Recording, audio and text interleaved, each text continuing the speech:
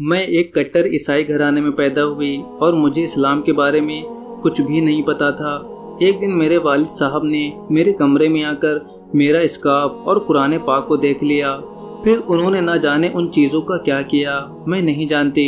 मैं सिवाय रोने के और कुछ नहीं कर सकती थी। दोस्तों, ये अल्फाज हैं नूर के, जो इस्लाम कबूल करके मुशर्रफ इस्लाम हुई और अब वो लोगों को भी दीन सिखा रही हैं और अपना दीनी इदारा भी चला रही हैं। दोस्तों, ये स्टोरी बहुत ही इमोशनल और इंटरेस्टिंग है, इसलिए आप इस वीडियो को बिल्कुल भी स्किप ना करें। और हम आपसे बता दें कि हम हर रोज़ एक रिवर्ट मुस्लिम की वीडियो लेकर आते हैं। अगर आप इस तरह की वीडियो को देखना पसंद करते हैं तो हमारा चैनल राह जन्नत ऑफिशियल को सब्सक्राइब कर दें। मेरा नाम नूर है और इस्लाम कबूल करने से पहले मेरा नाम जूली था। मेरी वालिदा की फैमिली शाम से हिजरत करके अमेरिका आई थी और मेरे वालिद की फैमिली पोलैंड से अमेरिका आई थी। मेरे नाना कैथोलिक ईसाई थे, जबकि मेरे दादा प्रोटेस्टेंट फिरके से ताल्लुक़ रखते थे। हम अपने ननिहाल और ददीहाल दोनों तरफ से ईसाई मज़हब से ही ताल्लुक़ रखते थे। हर इतवार को बाकायदगी से चर्च जाते थे और जब मैं टीनेज में दाखिल हुई तो हमने चर्च में अपने हम उम्र दोस्तों का एक ग्रुप बनाया। हम चर्च के काम बहुत खुशी खुशी और खिदमत समझकर करते थे। मगर जब मैं 15 साल की हुई तो मैंने अपने मज़हब को अकली दलीलों पर परखना शुरू किया। तो मुझे मेरे मज़हब की बहुत सारी ऐसी चीज़ें थीं जो मेरी अकल कबूल करने के लिए तैयार नहीं थी। जैसे मिसाल के तौर पर ईसाईयत में तस्लीस यानी ट्रिनिटी का अकीदा। तो मुझे जो चीज़ सही नहीं लगती थी मैं उस पर अमल करना छोड़ देती थी। इसलिए मैंने ट्रिनिटी के अकीदे पर अमल दरामद छोड़ दिया था और सिर्फ गॉड यानी अल्लाह को ही अपनी इबादत का मेवर बना लिया था। मैं चर्च में इबादत के दौरान और आम जिंदगी में भी सिर्फ गॉड को ही पुकारती और गॉड से ही दुआ मांगती। इसके अलावा मेरे बचपन की एक और काबिल जिक्र बात थी जो मैं आपको बताना चाहूँगी। शादीशुदा जिंदगी खराब ना होने दें, अपनाइए अफ्रीका की जड़ी बूटियों से बनी ये बहुत ही कामयाब आयुर्वेदिक दवा। क्योंकि पुरुषों में मर्दाना कमजोरी कभी भी आ सकती है और हमारी हंसी खुशी जिंदगी भी गमों में तब्दील हो जाती है और अक्सर यही वजह दूरियों का बाइस बनती है। तो दोस्तों, अगर आप भी इस तरह की परेशानियों से जूझ रहे हैं तो हमसे व्हाट्सएप पर राब्ता करें। सिर्फ 1 ही महीना इस दवा को खानी होती है, इसके बाद बीमारी जड़ से खत्म हो जाती है।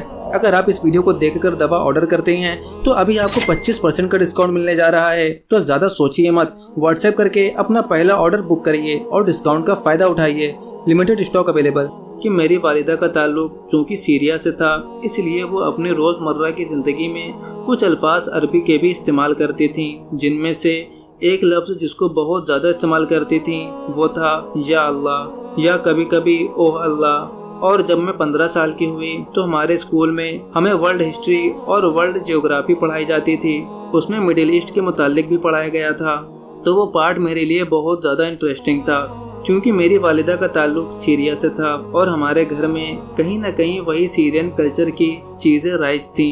तो इस वजह से मुझे इस स्टडी में बहुत दिलचस्पी थी। एक दिन क्लास में हमें बताया जा रहा था कि मिडिल ईस्ट में अक्सर मुसलमान हैं और उनका गॉड अल्लाह है और इसी तरीके की मुख्तलिफ चीज़ें थीं।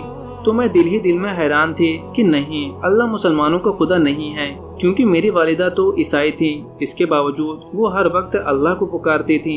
तो मेरा दिल कह रहा था कि टीचर हमें जो पढ़ा रही हैं वो गलत है। फिर हुआ भी ऐसे ही। हमारी क्लास में 3 मुस्लिम स्टूडेंट थे। उनमें से एक लड़का इजिप्शियन था। वो खड़ा हुआ और उसने कहा कि मैम, आप जो पढ़ा रही हैं वैसा नहीं है। हमारे अरब के कल्चर में ये चीज़ें ऐसे नहीं हैं। और बाकी क्लास वालों को उसका बोलना बहुत बुरा लग रहा था, मगर मुझे उसकी बातें बहुत इंटरेस्टिंग लग रही थी। सो मैंने उसको क्लास के बाहर कहा कि क्या तुम मुझे थोड़ा वक्त दे सकते हो, मुझे तुमसे कुछ मालूमात दरकार है। और मेरा उससे पहला सवाल ही ये था कि इस्लाम और ईसाईयत में क्या फ़र्क है। उसका जवाब था कि कोई बहुत ज़्यादा फ़र्क नहीं है, ये दोनों मज़हब 70-80% सेम हैं। ये 1998 की बात है और आप जानते हैं कि वो इतना ज़्यादा गूगल और यूट्यूब वगैरह का ज़माना नहीं था और इंटरनेट पर मालूमात भी इतनी दस्तयाब नहीं थी और ना ही इंटरनेट तक रसाई इतनी आसानी से मुयस्सर थी। तो जब मैंने उससे इस्लाम के मुतालिक मज़ीद तफसीलात मांगी तो उसने कहा कि बेहतर है कि तुम मेरी वालिदा से मिलो, वो तुम्हें ज़्यादा बेहतर अंदाज में गाइड कर देंगी। मैं उसके साथ उसके घर गई और वो सूरज डूबने का वक्त था। वो लोग नमाज पढ़ रहे थे, जो कि मैं अब जानती हूँ कि मगरिब की नमाज थी, और मैं उनको नमाज पढ़ता देखकर हैरान हो गई। کیونکہ جس طرح وہ زمین پر سجدہ کر رہے تھے وہ تو عبادت کا وہی طریقہ تھا جو کہ بائبل میں حضرت عیسیٰ کے متعلق لکھا ہوا تھا کہ حضرت عیسیٰ چہرے کے بل اپنے گاڈ کے سامنے جھک گئے اور انہوں نے پیشانی کو زمین سے ٹکا لیا۔ تو میں ان کو ایسی عبادت کرتا دیکھ کر حیران تھی اور میں نے ان کی والدہ سے کہا کہ کیا آپ مجھے بھی ایسی عبادت کرنا سکھا سکتی ہیں؟ انہوں نے مجھے سر پر اوڑھنے کا اسکارف دیا اور مجھے سکھایا کہ اسے کیسے سرد کی گرد لپیٹا جاتا ہے، کہ میرے پیچھے پیچھے کاپی کرو جیسا کہ میں کر رہی ہوں۔ میں ان کے گھر سے وہ اسکارف اور قرآن پاک کا انگلش ٹرانسلیشن لے کر گھر آ گئی۔ آہستہ آہستہ روزانہ قرآن پاک کو پڑھنا میرا معمول بن گیا۔ آپ یقین جانیے کہ مجھے قرآن اس قدر انٹرسٹنگ کتاب لگ رہی تھی کہ اگرچہ میں عیسائی تھی مگر پھر بھی اگر کوئی مجھ سے پوچھتا کہ دنیا کی بہترین کتاب کون سی ہے تو میں کہتی کہ قرآن ہی ہے۔ میں نے سب سے پہلے سورہ فاتحہ پڑھی کہ کیسے اللہ تعالیٰ اپنا انٹروڈکشن دے رہا ہے کہ میں کون ہوں۔ پھر میں نے سورہ بقرہ پڑھی تو اس لائن نے مجھے حیران کر دیا کہ اللہ تعالیٰ اپنی کتاب کے بارے میں کہہ رہے ہیں کہ اس میں کانٹراڈکشن نہیں ہے، یعنی کوئی بھی رائٹر اپنی بک کے بارے میں کیسے یہ دعویٰ کر سکتا ہے، مگر اللہ تعالیٰ سب کو چیلنج دے رہا تھا کہ اس میں سے کانٹراڈکشن تلاش کر کے دکھاؤ۔ پھر اس کے بعد سورہ بقرہ میں عیسائیت اور بنی اسرائیل کے متعلق جو ہسٹری بیان کی گئی تھی بس میں پڑھتی گئی اور قرآن کی گرویدہ ہوتی رہی۔ اور وہ سورہ مریم، یا اللہ، اس نے تو میرے اوپر جادو ہی کر دیا تھا۔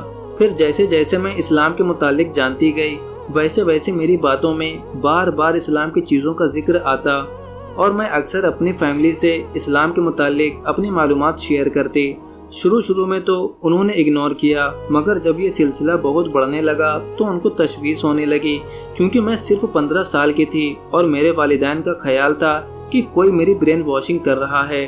ایک دن میرے والد نے میرے کمرے کی تلاشی لی اور ان کو میرے کمرے میں اسکارف اور انگلش ترجمے والا قرآن ملا۔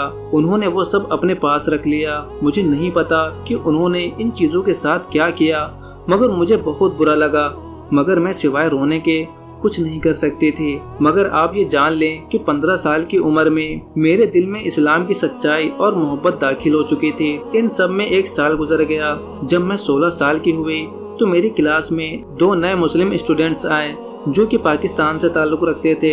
میں نے ان کے والد سے ریکویسٹ کی کہ مجھے اسلام کے متعلق معلومات فراہم کرے۔ دراصل میری والدہ نے میرے ایجپشن دوست کی والدہ کو منع کر دیا تھا کہ وہ مجھ سے کسی قسم کا میل جول نہ رکھے، کیونکہ میرے گھر والے سمجھتے تھے کہ وہ میرا برین واش کر رہی ہیں۔ مگر میرے نئے پاکستانی دوست کے والد نے مجھے قرآن پاک کا انگلش ترجمہ دیا اور ایک چھوٹی بک دی جس میں نماز پڑھنے کا طریقہ انگلش میں سکھایا گیا تھا۔ میں نے یہ دونوں بکس گھر میں لا کر اپنے اے سی کی باڈی کھول کر اس کے اندر چھپا دی تاکہ میرے والد کو تلاشی کے دوران یہ نہ مل سکے۔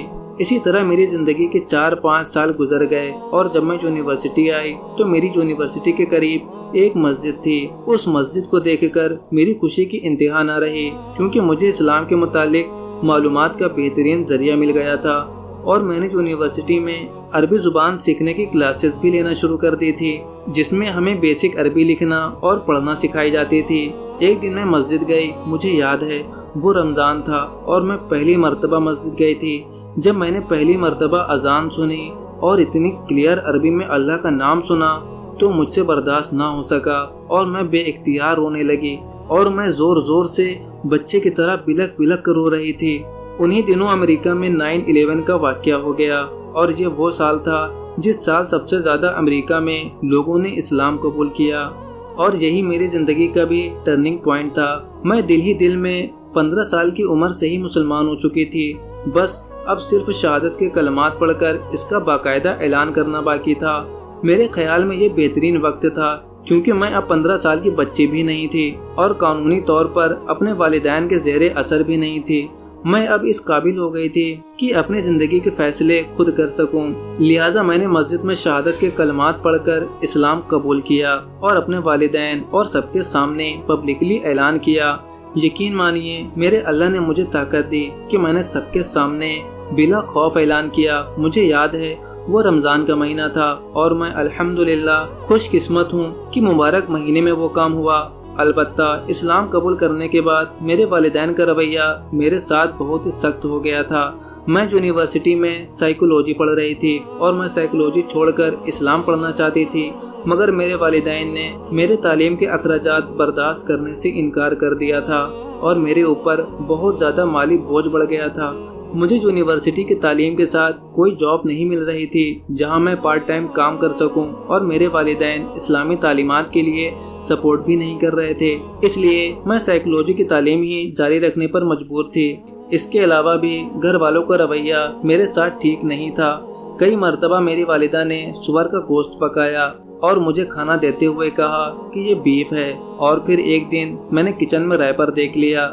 مجھے پتا چلا کہ وہ بیف نہیں بلکہ پورک تھا۔ میرے پاس میرے نبی پاک محمد صلی اللہ علیہ وسلم کا بتایا ہوا راستہ تھا اور مجھے اپنے والدین سے صلہ رحمی کرنی تھی اور اپنے اچھے اخلاق سے ان کے دل جیتنے تھے، جیسا کہ نبی پاک صلی اللہ علیہ وسلم نے اہل مکہ کے دل اپنے اچھے اخلاق سے جیتے تھے۔ بہرحال ان ساری صورتحال سے نکلنے کا میرے پاس ایک ہی طریقہ تھا کہ میں شادی کر لوں، اور میں نے اپنے لیے ایک اچھے ہمسفر کی تلاش شروع کر دی۔ میرے ارد گرد موجود مسلم دوستوں کی وجہ سے جلد ہی اچھا رشتہ مل گیا۔ میرے ہونے والے ہسبینڈ عرب سے تھے اور میں نے شادی سے پہلے ان کو اپنے گھر بلایا اور اپنے والدین سے ان کی ملاقات کروائی۔ میں نے اپنے والدین کو بتایا کہ میں ان سے شادی کرنے والی ہوں، اور پھر جلد ہی ہم نے مسجد میں نکاح کر لیا۔ میرے شوہر ٹیکساس میں رہ رہے تھے اور میں اٹلانٹیا میں تھی۔ کبھی وہ مجھ سے ملنے یہاں آ جاتے اور کبھی میں ٹیکساس چلی جاتی، مگر جلد ہی مجھے اندازہ ہوا کہ میں کوئی اچھی زندگی نہیں گزار رہی، اس لیے میں نے اپنے ہسبینڈ کو بتایا کہ میں اسٹڈی چھوڑ کر مستقل ان کے پاس آنا چاہتی ہوں، تو انہوں نے کہا موسٹ ویلکم، اور میں اپنے پیرنٹس کو چھوڑ کر ہمیشہ کے لیے ٹیکساس منتقل ہو گئی۔ یہاں ٹیکساس میں میرے گھر کے پاس ایک پاکستانی مسجد تھی جس کے ساتھ اسلامک اسکول تھا، مدرسۃ العلم۔ میں نے یہاں اسلامک ایجوکیشن کی کلاسز شروع کر دیں۔ یہ سلسلہ تقریباً 1.5 سال تک چلا۔ اسی دوران میرے اللہ نے مجھے ایک بیٹا بھی عطا کیا، اور میں نے اس مدرسے میں بنیادی عربی تعلیم اور اسلامی تعلیم حاصل کی، اور اس 1 سال میں بہت کچھ سیکھ چکی تھی، مگر ابھی بہت کچھ باقی تھا کہ میرے ہسبینڈ کا تبادلہ دوسری جگہ ہو گیا، اور میں شہر سے دور ایک ایسے قصبے میں چلی گئی جہاں مسجد تو تھی مگر اسلامی تعلیمات کے لیے کوئی مدرسہ نہیں تھا۔ اور یہ 2003 کی بات ہے۔ 9/11 کے بعد یہاں امریکہ میں حالات بہت بدل چکے تھے۔ یہاں مساجد میں اسلامی کلاسز پر بھی بہت شدید پابندی لگ چکی تھی، اور ایسی کسی بھی تعلیم کے لیے مسجد کے امام کو لمبے چوڑے ڈاکیومنٹیشن سے گزرنا پڑتا تھا۔ پھر میں نے اپنے ہسبینڈ سے مشورہ کیا، اور اس پورے قصبے میں امام مسجد کے علاوہ ہم صرف 2 فیملیز ہی مسلم تھیں، اس لیے ہم دونوں فیملی نے ارادہ کیا کہ ہم ڈلاس چلے جائیں۔ یہاں مسلمان زیادہ تعداد میں آباد ہیں، کیونکہ یہاں پر کچھ انتہا پسندوں کی طرف سے مجھ پر اور میرے بچے پر حملہ کیا گیا تھا کیونکہ میں اسکارف پہنتی تھی۔ پھر ہم ڈلاس چلے آئے۔ یہاں آ کر میں نے شیخہ عائشہ کے پاس ایک اسلامک سینٹر میں دوبارہ اسلامی تعلیم حاصل کرنا شروع کر دی، مگر جلد ہی حکومت کی طرف سے اس اسلامک سینٹر کے ساتھ منسلک مدرسے کو بند کر دیا گیا۔ تب میرے دل میں خیال آیا کہ کیوں نہ ہم اپنی خود کی ایک آرگنائزیشن رجسٹر کریں، اور میں نے شیخہ عائشہ کے ساتھ مل کر جیمز آف لائٹ کے نام سے اپنی آرگنائزیشن شروع کر دی، جو کہ 2013 تک میں شیخہ عائشہ کے ساتھ مل کر چلاتی رہی، اور اب میں اکیلی سے چلا رہی ہوں۔ الحمدللہ اس کے ذریعے ہم نے بہت سارے مسلم اور نان مسلم بہنوں کی زندگیاں بدلی ہیں، اور ہم یہ کام آج بھی جاری رکھے ہوئے ہیں۔ آپ لوگوں سے درخواست ہے کہ دعا کیجیے ہم اس کام کو نہ صرف جاری رکھیں بلکہ اچھے طریقے سے مزید آگے بڑھا سکیں۔ آمین۔ دوستو، آپ کو آج کی یہ ویڈیو کیسی لگی ہمیں کمنٹ کر کے ضرور بتائیے گا۔ ویڈیو پسند آئی ہو تو ویڈیو کو لائک اور اسے اپنے دوستوں میں زیادہ سے زیادہ شیئر کریں۔